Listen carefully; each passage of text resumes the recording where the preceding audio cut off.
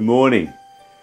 The data suggests quite rightly that organised religion is on the decline, particularly in our society that is more Christianised, I suppose, and becoming less so.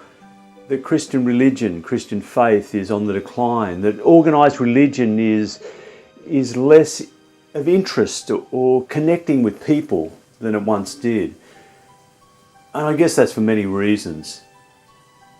But as I walk through the city, as I wander and ponder and look in the malls at what people do and what comes jumping out at me, leaping through the glass, the temptations and seductions, the taunting of what I need, of the assumption that I need something and that this store or that store has it for me. Walking through the malls where there is fashion, modern, chic, cool, sporty, outdoorsy.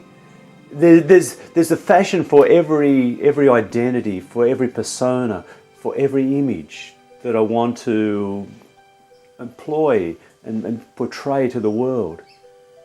There's the gyms that will change my physique, presumably. Or the self-help gurus and books and courses that can help me emotionally or psychologically or in my intentions and drive and ambition. There's those who can help me invest and claim more money, gather more money, accumulate wealth. There's those who show me the way of power and control over myself and where I'm going and others. In all of this, in the marketplace of modern society, I watch as we all gather with our own rituals and own ways into the world, as we all walk and catch trains, planes, automobiles, or ride bikes to workplaces or places of worship, the sporting stadia, where we watch gladiators, male and female, do battle, where we wear shirts and colours with names on the back, idolising our idols, the stars, wishing we could become like them or be like them. For many, there's this place of belonging, of being part of the tribe, of wearing the colours, the stripes, of belonging to this team or that team. In many of the gathering places, clubs and pubs and other places, there are the gambling machines, the poker machines, or the Keno or the Tab or whatever it is, the online betting. The gambling that can take us to another place and lure us into where we can get more wealth, accumulate more, where we can pay out in the vain hope that we can win. And then what? In all, I would say that we are still a very religious society. It's just that the focus has gone off more organised religion around faith and belief systems to looking elsewhere.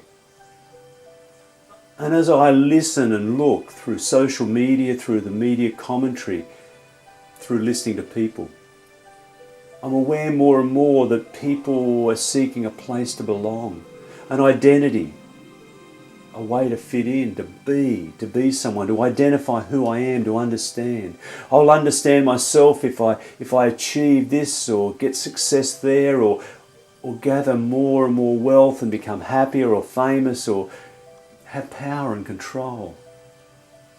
If I wear this or wear that, I will stand out. Or drive this car or that car or have this address or go and work in this place. I will be someone. I will know who I am. And yet, all I see is more searching and more addiction and more sacrifice on the altar of work, of gambling, of acquisition, of materialism, of giving in to the seductions and temptations of our society. And yet, I also see and hear this pandemic of anxiety and depression, of yearning, of hope, of striving. And as I wander and ponder through the city streets, I'm reminded of the story of Paul. Paul who journeyed through Asia, who journeyed through the streets and highways and byways and the towns around the Mediterranean. Of Paul who wandered into the Greek city of Athens. This wonderful city filled with its history, its philosophy, and its pantheon of gods. And lining their streets were these statues, these reminders of every god whom they knew or could name, appeasing the gods, satisfying the gods, worshipping at the altars of the gods, so that the gods would look favourably upon them. And there was another statue to an unknown god, just in case they missed one, and they wouldn't be cursed by this god who'd been forgotten. And as Paul walks through the streets, he's dumbfounded and confused and overwhelmed and sad. And then he realises that this is a people who are religious, who are seeking and yearning, who are faithful and open and honest. A city that is always searching for new meaning, new ideas, philosophies and poetry and debating and listening. And as he goes around talking and sharing and speaking his experience of grace, some are interested, some are laughing, but he's invited to the Areopagus, this outcrop of rock, this place where people gather, this sacred place where they gather to share ideas and debate new things and to listen and to strive for something new, the meaning that will give their lives purpose and direction. And he shares his story of grace, his story of faith, his story of this God, this unknown God that they worship. The one who he says is not very far from any one of us. He speaks of a God in whom we live and move and have our being, quoting their own poets. He speaks of their philosophy. And he recognises this God is a relational God. This God who is not far from any one of us, who comes close, who holds us. This God who is not interested in temples of gold and silver and statues of stone.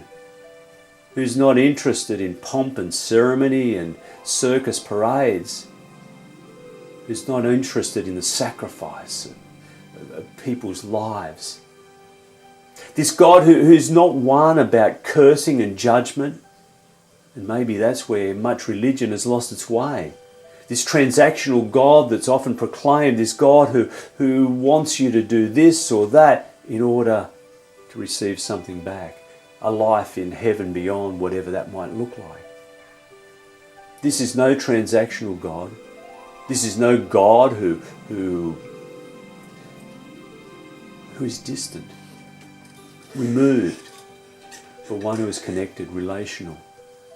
This is no distant God, God far off. This is a God who's relational, the one in whom we live and move and have our being. This web of being that holds and sustains everything. The one in whom we are drawn together. The one who holds us, who holds all life and gives life and meaning and purpose and breath and being to everything. This God who is the space between us, the connection point. The God who is in and through everything, in whom everything belongs.